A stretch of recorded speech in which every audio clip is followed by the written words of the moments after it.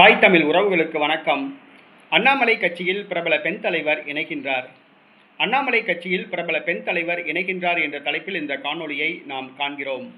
அண்ணாமலை அவர்கள் தமிழக பாஜக தலைவர் பதவியிலிருந்து நீக்கப்பட்ட பிறகு கட்சியிலிருந்து ஓரங்கட்டப்பட்டு வந்தார். தனது அரசியல் எதிர்காலம் கருதி பாஜகவில் இருந்து விலக முடிவு செய்தார். தற்பொழுது ஒரு அரசியல் இயக்கத்தை ஆரம்பித்தார். 17 லட்சத்துக்கும் அதிகமானவர்கள் அதில் தற்பொழுது உறுப்பினராக சேர்ந்துள்ளார்கள். அண்ணாமலை அவர்களுக்கு பயிற்சி அளித்து கட்சியில் பொறுப்புகள் வழங்க திட்டமிட்டுள்ளார். கட்சி பெயரையும் சின்னத்தையும் பின்னர் அறிவிக்க திட்டமிட்டுள்ளார். உள்ளாட்சி மற்றும் இடைத்தேர்தல், சட்டசபை தேர்தல், பாராளுமன்ற தேர்தலில் அவரது கட்சி போட்டியிடும் என்று அறிவிக்கப்பட்டுள்ளது. இந்த சூழ்நிலையில் தமிழக பாஜக கூடாரம் காலியாகிவிட்டது. அதன் நடுநிலையாளர்கள், அதிருப்தியாளர்கள், மூத்த தலைவர்கள், தொண்டர்கள் என பலதரப்பட்டவர்களும் கட்சியிலிருந்து விலகி அண்ணாமலை இயக்கத்தில் இணைந்து வருகிறார்கள்.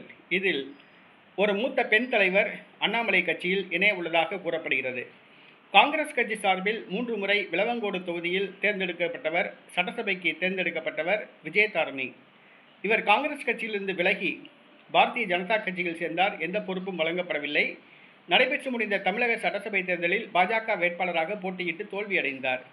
விஜயதாரணி கட்சியில் அதிருப்தியில் உள்ளதாக கூறப்படுகிறது. விளவங்கோடு தொகுதியில் அவர் தோல்வியடைந்ததற்கு காரணம் பாஜகவினர் குழி பறித்ததுதான் காரணம் என்று கூறப்படுகிறது. இந்த சூழ்நிலையில் விஜயதாரணி கட்சியிலிருந்து விலக உள்ளதாக கூறப்படுகிறது.